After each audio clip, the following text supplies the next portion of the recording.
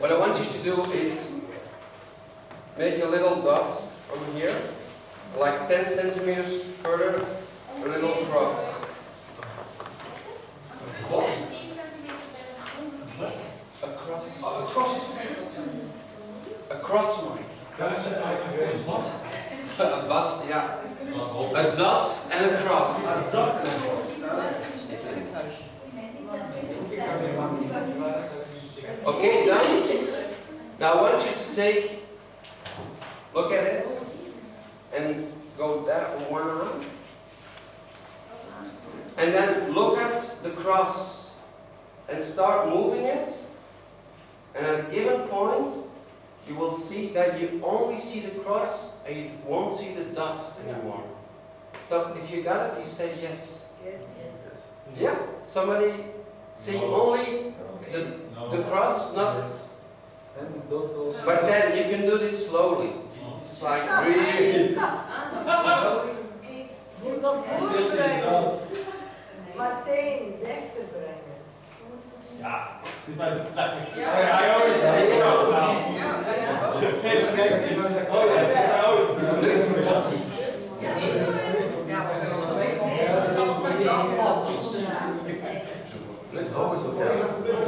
Je ziet het Ja. Normally it's like that. If it doesn't work, you can try it at home again. But normally it's like that. What happens in your brain is when you move at a certain point in the middle of the eye, you get like a blind spot. So one of the two will disappear, basically. And what I want you to see is this. If one of the two disappears, it's not like you have a hole in your page, but you just see the page. You won't, if you look at, wait a minute.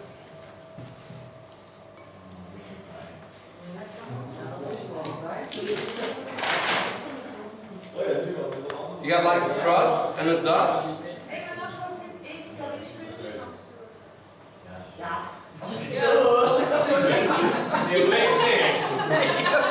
It's not that it's too far.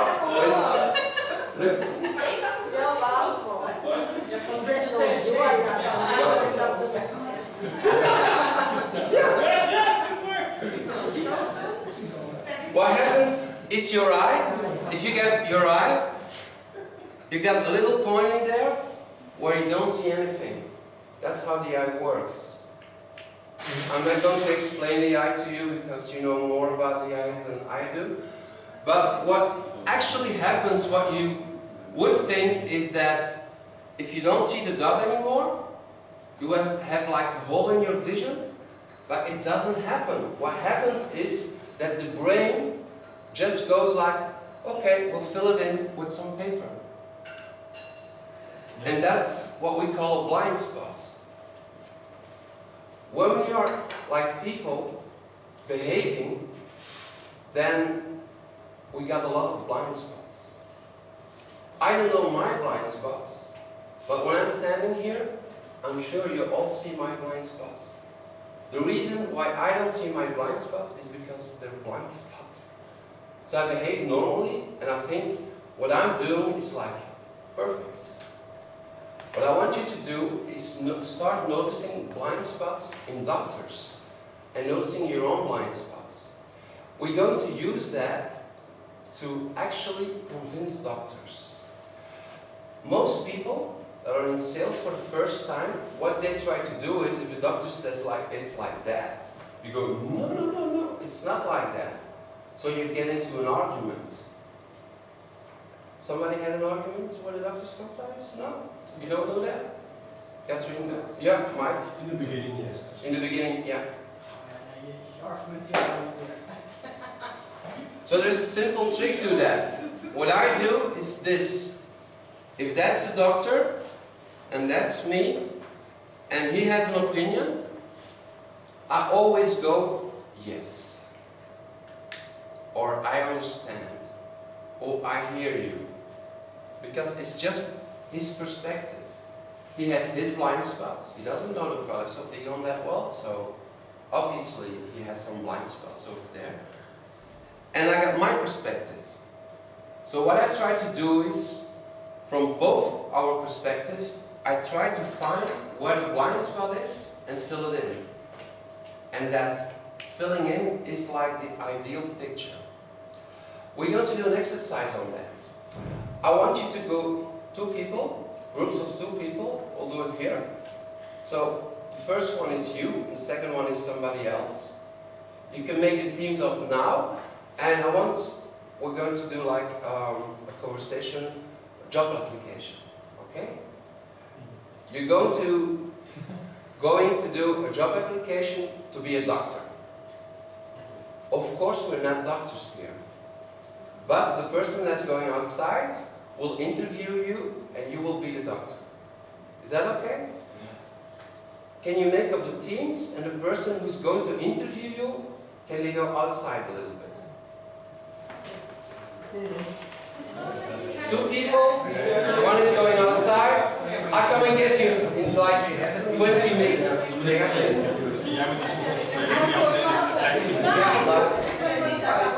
I'll be there in 5 minutes.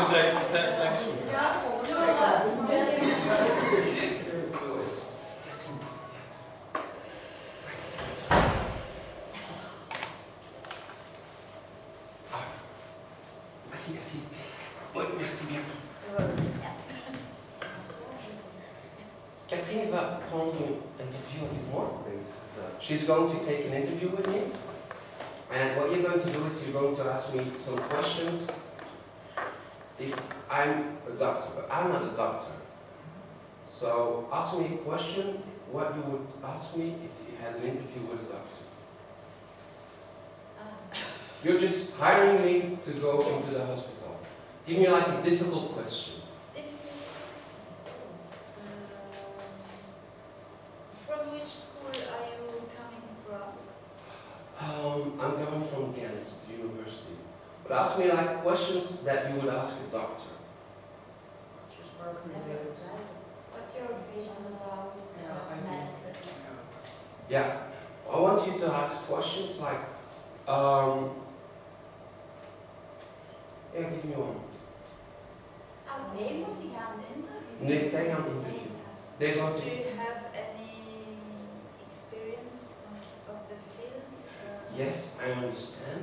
And so basically what I want you to do is you want to acknowledge the questions she's telling you, and then I don't have any experience, so I'm not going to answer the question, do you have any experience? So I go like, yes, I understand completely, and what I want to say is, and I just talk about something else. What's my experience?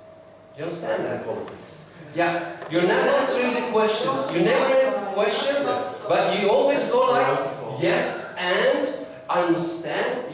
I understand your question, of course I understand, but I'm not going to answer the question.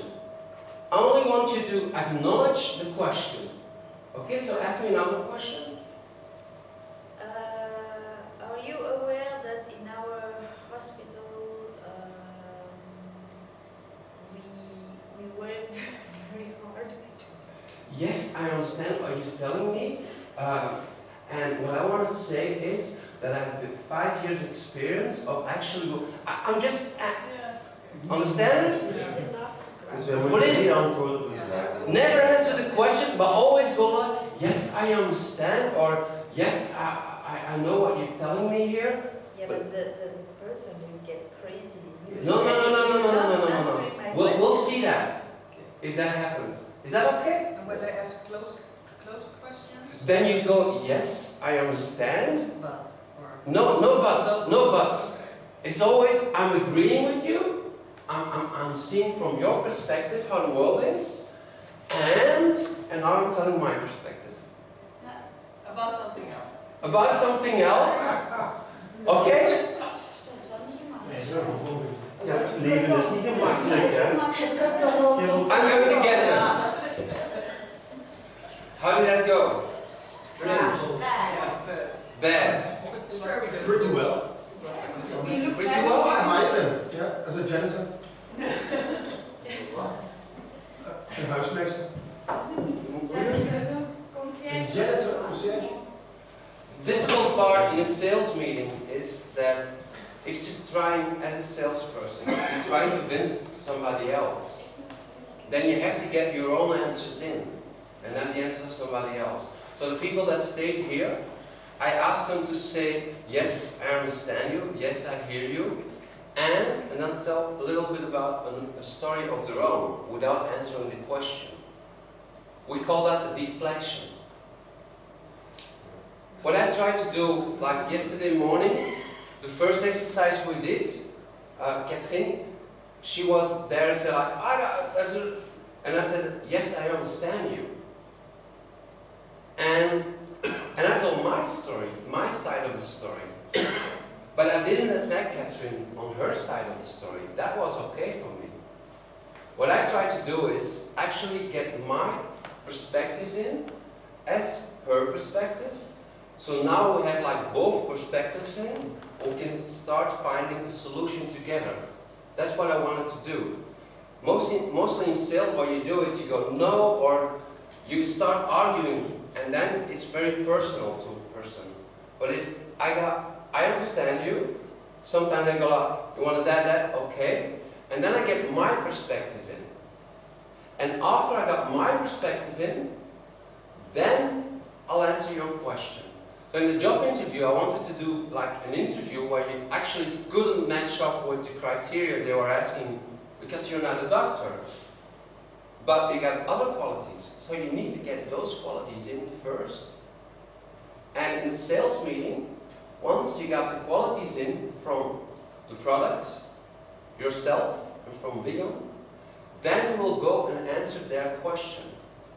So what you're doing is you're delaying a little bit the time you give them to answer the question. And they want to have an answer, and you will give it. But before I answer your question, I will give my story also. That's what you want. Is that okay? That's called a deflection.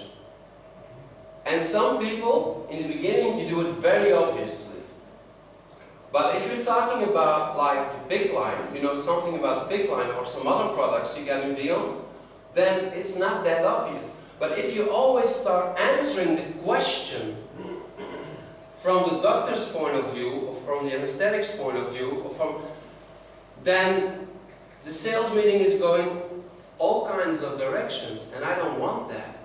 What I want to do is, well, I got it here. I want to start a sales meeting, get the important points in, and then I want to close it as fast as possible. And if the doctor, in the beginning, I let him talk about everything, but now it's time to actually start guiding him a little bit. So he knows that we're not here for like 2 months in a row. He can ask questions, but also giving the story of myself, of Vigon, and of the product. And after answering those 3 questions, then I'll answer the exact question he's asking me. So, when you're looping, what you're doing, we're at this stage now. We're here. We did the presentation. We'll work on the presentation later, or we're here. So, the doctor asks a question. He asks, well, what do you think? And the first objections will come. We'll go, well, no, I don't think so. And then what you do is you start telling a story about the product. So you get excited. The first one, I only talk about the product. And then, on the way down, I said, got some question. And then ask a question, give the answer. And I said, what do you think? And he goes like, no. And then he said like, that's the objection. So I want to counter the objection. So what I do is, I don't counter the objection. I go like, yes, I understand you. I heard what you said to me. And then I start telling about the product, about me, and about Vigon. And then I answer his question. And I go. And I can do that like all day long. What I want is my story, my side of the story, into that. Sounds okay? Sounds reasonable?